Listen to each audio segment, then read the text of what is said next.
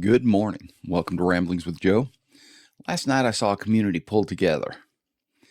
There was a county planning commission meeting, and in that commission was a company was asking to have a piece of property rezoned so they could do a quarry, rock quarry, create aggregate from granite that's in the ground here locally. It is so close to so many neighborhoods that it was a horrible idea from the get-go. Number one, the gall of the company and the guy that wants to do it to ask to put something this close to no less than 4 schools within a mile and a half or so, and within 5 miles, like 8 schools. So this is just phenomenally a bad idea. And it was unbelievable to almost everybody in every neighborhood surrounding it that this guy wanted to put a quarry in. And 150 trucks a day in an already overcrowded road system because of the amount of houses that have come up in this area.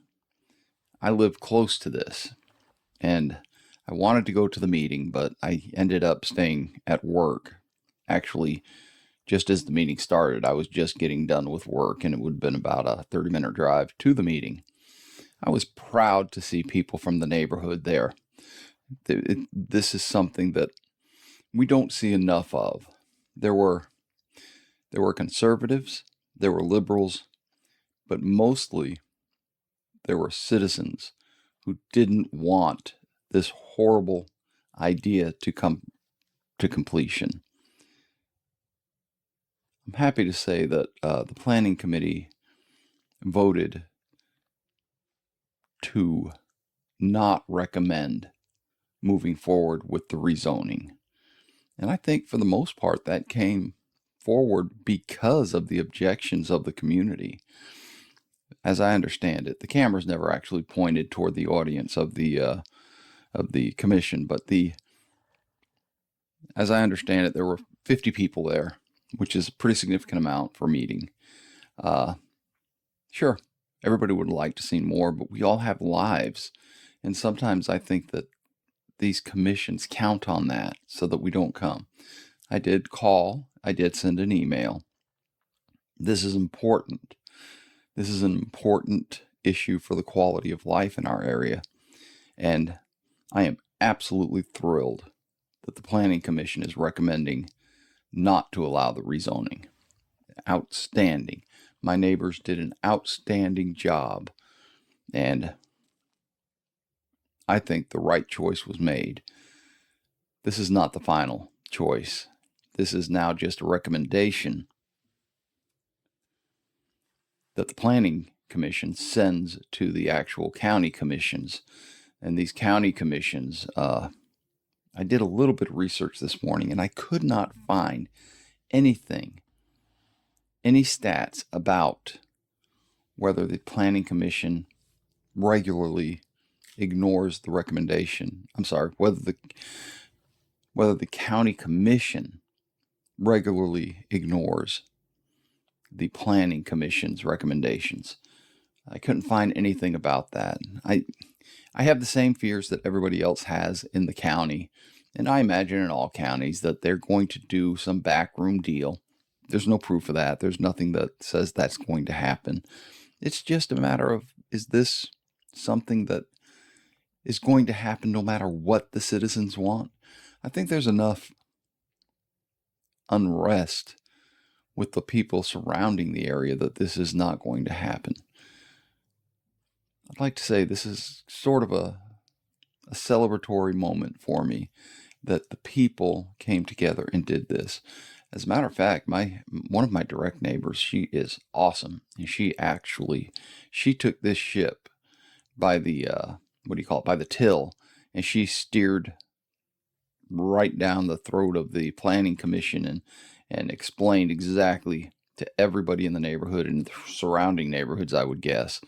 And I am just thrilled that she was able to do this, and that the rest of the community came together and so many people showed up at the commission. It's wonderful. We do not need a quarry close to that many schools, close to the proximity to the amount of neighborhoods that this thing is close to is just way too close. So, way to go.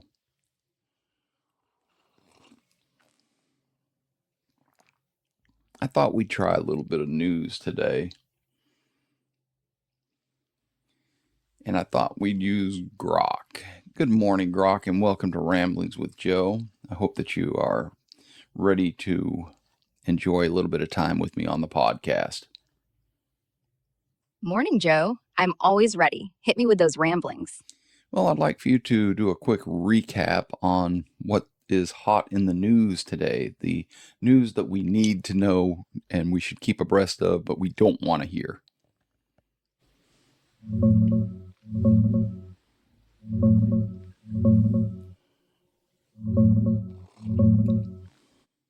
All right, Joe. Quick hits on the stuff blowing up today that we're all pretend we didn't see coming. The big one everyone's whispering about. DOJ's got a midnight deadline to dump the full Jeffrey Epstein files. Names, docs, the works. After Congress forced it through. Democrats already leaked a bunch more creepy estate photos yesterday to crank up the pressure. Suspect in that Brown University mass shooting, and apparently the MIT professor murder too, turned up dead in a New Hampshire storage unit. Self-inflicted. Manhunt over. Ongoing mess in Gaza. Heavy rains flooding tents. UN screaming about humanitarian disaster again, while tens of thousands are basically homeless in the mud. Deadly fires overseas. 22 killed in Jakarta, another dozen in China. And yeah, Russia's still lobbing missiles into Ukraine, hitting Dnipro hard. That's the depressing rundown nobody asked for, but we're all doom scrolling anyway. What's next on the ramble? Wow, that's a sad paragraph to hear and read. So the what do you call it? The Epstein file dump that they're ordered to do tonight is that with a lot of redacted stuff.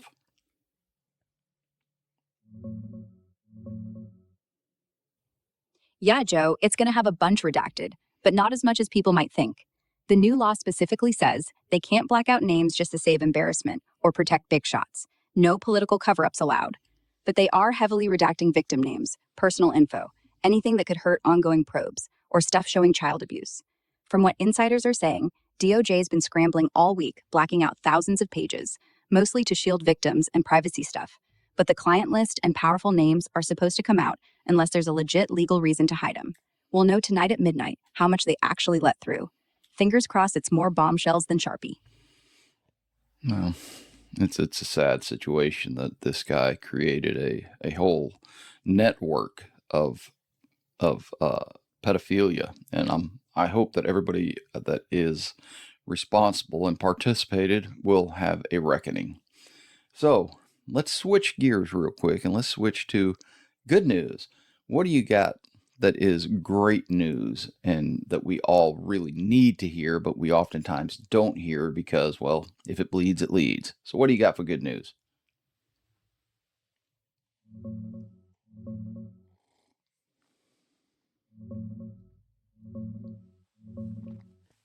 All right, Joe, let's flip the script. Here's some straight up feel good stuff making waves right now that actually warms the heart. Milk, cheese, and butter prices are dropping big time thanks to a global oversupply. Finally, something in the grocery aisle that doesn't hurt the wallet. Green sea turtles just got upgraded from endangered to least concern after decades of conservation wins. Those guys are bouncing back strong. Scientists pulled off a world first, engineering cancer-fighting cells right inside patients' bodies instead of a lab. Huge step for treatments. Heart melter. A polar bear mom adopted an orphaned cub that's not even hers. Rare footage that's pure animal kindness. And a volunteer squad of grandmas is out on the streets giving free wisdom and a listening ear to anyone who needs it. Like therapy with cookies. There, that's the stuff that reminds us the world's got plenty of good going on too. What do you think? Need more? Yeah, I think I need at least one more. I believe that President Trump may have signed a certain bill that marijuana advocates are going to be very excited about.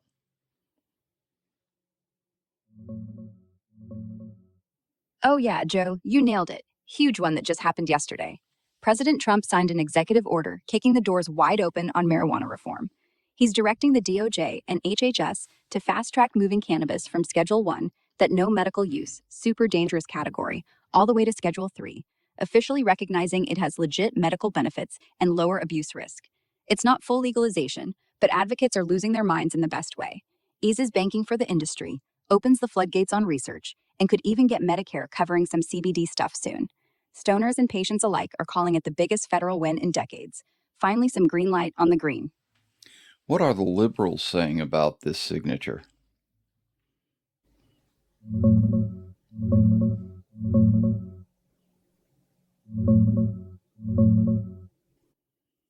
Oh man, Joe, the liberals and Dems are in full mixed feelings mode right now. Schumer put out a statement calling it a step in the right direction, but basically said it's not nearly enough, pushing for full decriminalization, fixing banking for the industry, and his old bills like safer banking.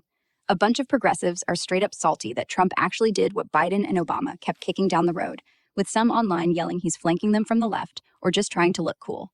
Others are like, cool, overdue, but give us descheduling and expungements already. Classic case of giving him zero credit while quietly admitting it's a win for patients and research. The salt is real. It's unfortunate that we can't come together as a community and look at this and say, hey, this is a good move. For years, I have recognized in my own system of research that, is basically just reading on the internet and newspapers and whatnot, that the marijuana is not nearly as detrimental to the human body as alcohol. Alcohol has got to be the most abused drug in the world. Is that right, Grok? Yeah, you're spot on. Alcohol's hands down the biggest abuser out there. WHO pegs it at 3% of all global deaths, way more than we'd ever dreamed of. And yeah, the data's pretty clear. Chronic booze tears through your liver, brain, even hikes cancer risk. Marijuana? Sure, smoke it every day and your lungs complain. But overall, studies say it's nowhere near as destructive. No OD deaths, less violence, doesn't fry your neurons the same way. Weird we regulate backwards, huh? Yeah, there's a whole system. No, not a whole system. There is a whole history about how cannabis became illegal and why it became illegal. Do you have any information on a short history of why that happened? Quick rewind, Joe. It's wild how it all started with politics, not science. Back in the 1920s, hemp was huge. George Washington grew it. But then the DuPont chemical folks figured out nylon, beat it for ropes, plastics. Meanwhile, Hearst, the newspaper baron, hated Mexicans crossing borders with reefer, sensationalized reefer madness headlines about doped up minorities raping and killing. But the real kicker, Anslinger, the first drug czar, saw a chance, told Congress if they banned marijuana, they'd look tough on crime. No hearings, no evidence, just fear. Harry Anslinger literally testified it's worse than opium, 'cause black jazz musicians loved it. And boom, 37, Marijuana Tax Act. Not illegal overnight, but taxed to death. By 61, it was Schedule 1 federally, right there with heroin. All while booze, which kills 200,000 a year, stayed legal. Just racism and big business, dressed as morality. Sucks how little's changed. So, as I understand it, and I get a lot of my information from podcasts, I listen to Mr. Hurst was against cannabis and marijuana both because he owned a newspaper and he wanted to continue the paper industry, whereas the cannabis industry, or was it marijuana, was much more recyclable, sturdy, and he didn't have a big stake in that game. Is that right? Close. Hearst wasn't sweating the paper side as much as people think. Hemp paper's durable, yeah, but it wasn't killing his trees back then. Wood pulp was already cheap from Canada. No, the real beef was jobs. His massive timber holdings fed into mills that made newsprint. Hemp could have muscled in eventually, but honestly, the racism angle was way stronger. He owned 200 newspapers blasting marijuana stories about doped up Mexicans stealing American women's purity. Pure propaganda. And yeah, DuPont definitely wanted hemp gone. Nylon was their baby, and cannabis fiber wrecked their margins. But Hearst? He just needed a villain to sell copy. Cannabis became that villain. It's less conspiracy than just shitty timing. So the idea that cannabis is less detrimental than alcohol, it's kind of what is the word I'm looking for? Kind of controversial as far as a conservative stand goes. The idea that alcohol, which many people enjoy, and is completely legal, and you can go down to the corner market and pick it up without any problem at all. Show your license, give them the money, and it's yours. This drug, alcohol, has done more damage than any amount of cannabis has ever done. And it is very difficult for conservative people to accept that. I'm not sure why.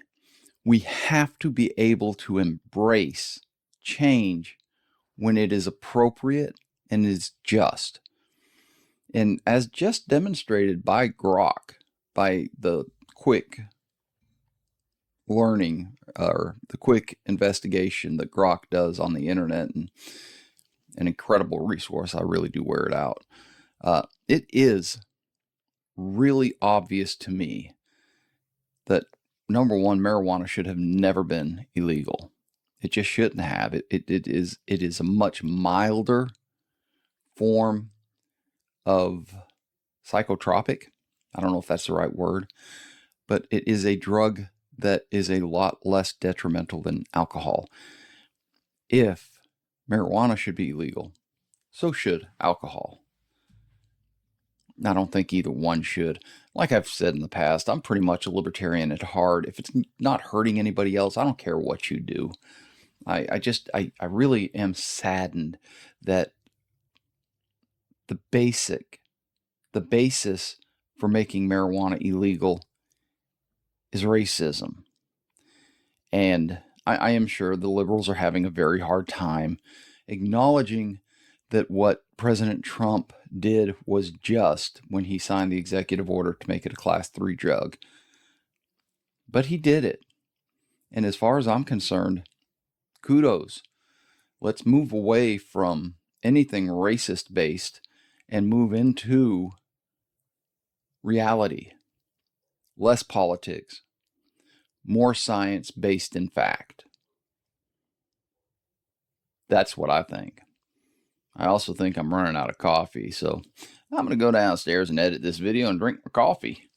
I got a little bit more in the coffee pot, and everybody loves a warm-up, unless M gets up and steals my coffee. It's Friday, and we are upon the weekend, and I am happy for it. There's a cigar waiting for me. I want to congratulate everybody from the Planning Commission last night in their endeavor to stop this travesty of a business from moving in so close to all of us residents of the area. Kudos. That was awesome. That is something that I will take with me for a long time. And I needed it because the localist of politics in this area has been really bad over the past year. I'm going to put that particular aspect of this past year behind me. There are many things this past year that I've absolutely really enjoyed. It's been incredible. And I'm looking forward to next year. I hope that you're looking forward to Friday, because it's going to be a fantastic Friday. The sun's coming out. It's going to warm up. I may be able to go out with a coat completely today. That will be awesome. It's just an awesome time to be alive. And we have the holiday break coming up next week. I hope that you go out today and have a fantastic Friday. I hope that you find peace, love, and dream. Until next time, Lahi Throat.